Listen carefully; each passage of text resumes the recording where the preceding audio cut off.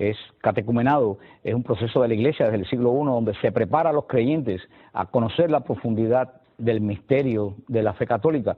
Y eso es lo que queremos brindarles a ustedes en estos programas que ya estamos bien adelantados.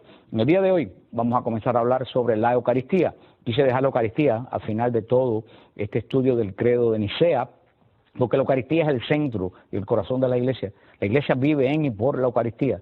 Sin la Eucaristía, que es la presencia viva de Cristo Jesús, la Iglesia no tiene motivo de existir. Por eso vamos a hablar el origen de la Eucaristía, vamos a hablar las raíces de la Eucaristía. Vamos a comenzar con la Eucaristía. La primera raíz de la Eucaristía, Pascua judía. Esto que ustedes ven aquí no es un altar, parece un altar, parece que voy a misa, pero no es un altar. Esto lo ven aquí están los elementos de la Pascua judía. Nosotros no tenemos tiempo para explicar toda la Pascua, nos vamos a concentrar en los elementos esenciales de la Pascua judía. La Pascua judía esencialmente es una liturgia. La comida pascual judía es una comida litúrgica. Actualmente el servicio litúrgico que se lleva el día de la Pascua, de la comida pascual, proviene del segundo templo. Esto que ustedes ven aquí, que tengo en mis manos, es un Hagadá de Pesach. Es un libro compuesto con toda la liturgia pascual. Yo lo compré en Israel, es un libro sefardí, por supuesto, está escrito en español antiguo, y el ritual que lleva la Pascua judía en este momento, como les dije, data del primer templo. Pues por eso sabemos que, del segundo templo, perdón, por eso sabemos que más o menos lo que hace el pueblo de Israel hoy es lo que hizo Jesús. La Pascua judía es una fiesta eminentemente mesiánica. La Pascua judía es una fiesta donde se anuncia que Israel fue liberado de la esclavitud de Egipto, pero se anuncia que de nuevo vendrá el Mesías a liberar al pueblo de Israel. De hecho, los rabinos en la Mishra dicen que el Mesías vendrá a liberar a Israel en tiempo de Pascua. Lo que ustedes ven aquí son los elementos esenciales de la Pascua judía. 2 velas. Esto es una copa de la cena pascual, un plato de plata donde se ponen los panes ácimos, una copa donde se van a servir el vino, que es la copa central de la cena pascual, el Hagadá, que es lo que va a llevar el ceder, el ritmo de la Pascua, y hay otros elementos como hierbas amargas, marot, haroset, que no tenemos tiempo en este programa para explicarlo. Un día, si Dios quiere, haremos un programa completo de la Eucaristía. El ritmo pascual, el ritmo de la celebración judía de la Pascua, comienza con una pregunta. El más joven de la familia pregunta al más viejo o el más importante, ¿por qué esta noche es diferente de todas las demás noches? Entonces, la persona que preside la Pascua, la persona más mayor o más respetada de la casa, explica, coge el libro del Éxodo, lee el libro del Éxodo y explica por qué esa noche es diferente a las demás noches, cómo el Señor liberó de Egipto a Israel, hizo libre a Israel y lo llevó a la tierra prometida, a la tierra de la promesa. Cuando comienza el ritmo de la Pascua, la persona que preside la Pascua se lava las manos. Y el centro de la comida pascual es la copa. 5 copas de vino se llenan en la cena pascual. La primera copa es la copa del Kiddush, es la copa de la santificación. Es donde Israel recuerda que tienen que ser santos porque son seguidores de un Dios santo. La segunda copa es la copa de las plagas, donde recuerdan que el Señor le dio beber a Egipto de lo mismo que Egipto le hacía a Israel. Dios no castigó a Egipto, Dios le hizo a Egipto lo mismo que Egipto le hacía a Israel. Es la copa que recuerda a Israel que uno debe ser fiel y debe ser bueno, debe ser humano con aquellos que están conviviendo con uno, porque si no el Señor va a venir sobre ti lo mismo que tú le hiciste a los otros, no como castigo, sino como reconvención para que te des cuenta y tú sufras en tu carne lo que le estás infringiendo a otro. La tercera copa, que es la copa que más nos interesa a nosotros, se llama la copa de la redención, donde Israel recuerda que el Mesías vendrá a redimirlo al final de los tiempos. La cuarta copa es la copa del Halel, es la copa donde se canta ese salmo que conocemos pascual, dar gracias al Señor porque es bueno, porque es eterna su misericordia, que lo diga a la casa de Israel, eterna es su misericordia. Se toma esa copa de vino, cuando se canta ese himno. La quinta copa no se toma, la quinta copa se llama la copa de Elías. Como dice el profeta Zacarías, que antes de que llegue el Mesías vendrá Elías, el pueblo de Israel en cada Pascua llena una copa de vino, la pone en la esquina de la mesa, abre la puerta de la casa. por si Elías viene esa noche, encuentre un puesto para él puesto en la mesa. Es una copa que recuerda la esperanza mesiánica al pueblo de Israel. Y en este plato hay 3 panes matzah puestos uno encima del otro, que también es parte de la cena pascual. ¿Cómo va este sistema pascual? Se lavan las manos, el que preside la mesa coge la copa, la levanta, la copa de Kiddush, de la bendición, y dice: Baruch atah Adonai Eloheinu, melech olam borai perij hagofem. ¿Ustedes saben lo que quieren decir eso? Bendito seas, Señor Dios del universo, por este vino, fruto del trabajo del hombre. ¿Les suena conocido esas palabras? Por supuesto, son las palabras de la misa, es la palabra que usa el sacerdote. La primera parte de la misa es cena pascual. Cena pascual, toda la primera parte de la misa, el lavado de las manos del sacerdote, la primera parte, la lectura, la explicación de la palabra de Dios, toda esa parte, el ofertorio de la misa, como se presenta el pan y el vino, toda esa parte es una reminiscencia en nuestra Eucaristía de la cena pascual. La misma prender las velas. La primera acción de la cena pascual es que la ama de casa, la dueña de la casa, prende las velas. Ningún judío hace nada sin prender velas. O sea que las velas de nuestra iglesia provienen de la cultura judía. Porque el judío dice que prender una vela significa hacer la primera acción que hizo Dios, separar la luz de las tinieblas. Por eso, antes de comenzar la misa, se prenden las velas. Estas velas no vienen de Babilonia, como dicen algunos, de gente con delirios tremens, ni nada por el estilo. Viene de la cultura de la cena pascual judía. Lo que más nos interesa a nosotros es la tercera copa, la copa de la redención. El orden de la cena pascual: lavado de las manos, primera copa de la santificación, hacen otras ceremonias que no vamos a explicar, segunda copa de las plagas. Después de la segunda copa de las plagas, se toma los 3 panes que están aquí, se toma el segundo, son 3 panes, se toma el segundo pan.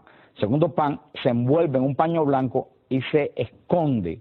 Después que hacen esa operación de esconder el pan, todos pasan a una segunda estancia, donde hay una mesa con comida típica de cada país, comida normal. Acuérdense que esto es una comida cultural, Pasan a un lugar donde tienen una comida regular. Si ustedes se fijan en toda esa controversia, de toda esa estupidez del código de Da Vinci, donde dicen que no hay cáliz en el cuadro de Leonardo da Vinci. ¿Tú sabes por qué no hay cáliz en el cuadro de Leonardo da Vinci? Porque él está explicando no la Eucaristía. Ese cuadro hace la instantánea del momento de la traición. Y la pregunta de Jesús: uno de ustedes me va a traicionar, no ocurre en la mesa cultural litúrgica de la Pascua, ocurre en el aposento contiguo, donde están todos comiendo la comida de Pascua, que no puede ser la comida típica de cada país. Cuando terminan esta comida normal, regresan a la cena litúrgica y todo el mundo sale a buscar el pan que escondieron. El que encuentra el pan que escondió se le da un premio según la capacidad de cada familia. Cuando se encuentra el pan, se trae el pan, se parte el pan y se le pasa a los invitados. Todos los en la mesa cogen un pedazo de pan, eso se llama el afikomen, y es el postre de la comida. En la cena pascual del año 33, que Jesús dice: con mucho deseo he esperado celebrar esta cena con ustedes. Jesús había celebrado posiblemente 20 cenas pascuales, porque la cena pascual se empieza a celebrar a la vez que hace el más bisbá, a la vez que ya entras, eres adulto judío. Jesús lo hizo a los 13 años, tiene que haber celebrado unas 20 cenas pascuales. Pero dice Jesús que esa cena pascual, esa noche, Él la ha deseado enormemente celebrarla. Y cuando regresan de la comida donde Jesús anuncia la traición, que buscan el afikomen, Jesús toma ese pan en sus manos y da gracias y dice: tomad y comed. Esto es mi cuerpo, algo que no es parte de la cena pascual. Hermanos, es así. Fíjense que de 3 panes que hay en el plato el que se esconde hasta el día de hoy es el segundo. Para nosotros, esos 3 panes simbolizan la Trinidad. El segundo simboliza al Hijo, que se esconde, y el que lo encuentra se le da un premio. El que encuentra a Cristo recibe un premio, recibe un tesoro. Jesús toma ese pan y dice: este pan, que por siglos, ustedes sin saberlo, me han representado a mí, hoy ya no es simbólico, hoy es mi cuerpo. Algunos hermanos puerta, que Jesús dijo que eres el camino, pero que Él no es un camino, que habla en sentido simbólico. Y es cierto, Jesús dice: yo soy la puerta, yo soy el camino. Pero si ustedes saben gramática, a mí se me ha olvidado un poco la gramática, en las gramáticas está el sujeto y el predicado. Y el predicado describe al sujeto. Cuando Jesús dice, yo soy la puerta, el sujeto es Jesús, el predicado es la puerta. O sea, Jesús está describiendo a él como la puerta. Cuando Jesús dice, yo soy el camino, Jesús, yo, es el sujeto. El camino es el predicado, define a Jesús como el camino, es simbólico. Pero en la Eucaristía Jesús no dice, yo soy el pan, al contrario dice, esto soy yo. En ese caso, el pan es el sujeto y Jesús es el predicado. Jesús se está describiendo al pan como que Él es pan. Al revés, cuando Él dice, yo soy el camino, ahora no dice, yo soy el pan, dice, el pan soy yo. Jesús ha dicho en Juan 6, que es innegable, yo soy el pan de vida bajado del cielo. El que come de este pan tiene vida eterna y yo lo resucitaré en el último día. Porque mi carne es verdadera comida y mi sangre verdadera bebida. Hermano, verdadera, no tiene otra significación que real. Esto no es simbólico. Tendrías que borrar todo el capítulo 6 de San Juan. Y así lo entendió Lutero. Cuando Lutero dijo, la presencia es innegable, habría que borrar la palabra verdadera para no creer en la presencia. Y más adelante Jesús dice, reafirma, el que come mi carne y el que bebe mi sangre tiene vida eterna. Algunos hermanos dicen que está hablando simbólicamente. Los judíos que escucharon a Jesús, que hablaban arameo, igual que Jesús, no lo entendieron simbólico. Es más, dijeron, es muy duro ese lenguaje, ¿quién lo puede creer? Y lo abandonaron. ¿Por qué lo abandonaron? Porque entendieron que Jesús estaba hablando de comerlo a él, no que era simbólico. Hermano, Jesús no explicó la Eucaristía. Jesús que explica las parábolas le dice a los apóstoles, ¿y ustedes se van también? Porque esto es materia de fe. ¿Lo aceptas o lo dejas? Ahora, si lo dejas, tú no eres parte de la Iglesia Católica y no vas a construir tu cuerpo espiritual. Porque Jesús lo dijo, ¿quién come mi cuerpo? Yo lo resucitaré en el último día. Y en la medida que tú comulgas, tú vas construyendo tu cuerpo espiritual. Eso sucede aquí en esta cena pascual. Después Jesús coge el cáliz, la tercera copa, que es la copa de la redención. Y dice, esta es la sangre de mi alianza nueva y eterna, que será entregada por ustedes para remisión de los pecados. Nosotros nos damos cuenta de eso, pero lo que utiliza Jesús ahí es lenguaje sacrificial del templo. El lenguaje sacrificial del templo que usa Jesús habla de esta institución de la copa de la alianza como un lenguaje que usa el templo cuando se hace el sacrificio con la sangre de los toros y de los animales que sellan el pacto de alianza de Dios con su pueblo de Israel. Toma la tercera copa y Jesús dice algo tremendo, dice, yo no voy a beber más del vino de la vid hasta que no esté en el reino de mi Padre. Por supuesto Jesús no iba a beber su propia sangre, no toma de la copa. Cuando termina esto, da la gran orden, hagan esto en conmemoración mía. Esa palabra conmemoración es una palabra hebrea que se llama memorial, en griego anánesis, que es un sacrificio que se realiza en Israel de conmemoración, donde se le recuerda a Dios por medio de la presentación de una víctima que tenga misericordia del oferente. La víctima del sacrificio de conmemoración en Israel la come el sacerdote oferente y los fieles y amigos que lo ofrecen. O sea que esta conmemoración no quiere decir significado, que es simbólico, quiere decir que es un sacrificio como el sacrificio de conmemoración de Israel, donde la víctima es comida por el sacerdote y por los oferentes. Es una cosa que tenemos que tener nosotros bien claro, este sacrificio, hacer esto en conmemoración, no es lo que nosotros pensamos con conmemoración, es el sacrificio de conmemoración, que después se traduce en griego como anánesis, que es un sacrificio recordatorio, no para nosotros, sino a Dios, de que tenga misericordia de los pecados o de la petición del oferente. Cuando Jesús dice, hagan esto en conmemoración mía, da la orden de instituir esta cena pascual como único culto de la iglesia, Jesús hace algo insospechable. Se retira y se va a Monte de los Olivos. O sea, no pone la copa de Elías, no toma la copa de las alabanzas. La cena pascual tiene que ser cumplida totalmente para un judío. Cuando un judío termina la cena pascual con la palabra el año que viene en Jerusalén, sella el pacto con Dios para todo el año siguiente. Una cena pascual que no se termina, no sella el pacto con Dios del judío para todo el año siguiente. Jesús no terminó la cena pascual, Jesús se fue. Para los discípulos eso sería algo totalmente nuevo. Sería como que ustedes van a misa y en el ofertorio, después que el sacerdote presente el pan y el vino, se baja del altar y se va. Ustedes dirían, algo grave pasó, no hubo misa, se terminó a la mitad. Esa cena pascual, que tenía que ser terminada completa, se terminó a la mitad. La cena pascual se celebraba la víspera de la Pascua. Sabemos que la Pascua, el año que muere Jesús, cae sábado, porque dice Juan que era un sábado muy solemne. Cualquier día de la semana que cayera la Pascua era Shabbat. El día que si caía la Pascua sábado era doble Shabbat, un sábado muy solemne. Por lo tanto, la cena pascual iba a ser el viernes, el sacrificio del cordero a la caída del sol en el templo.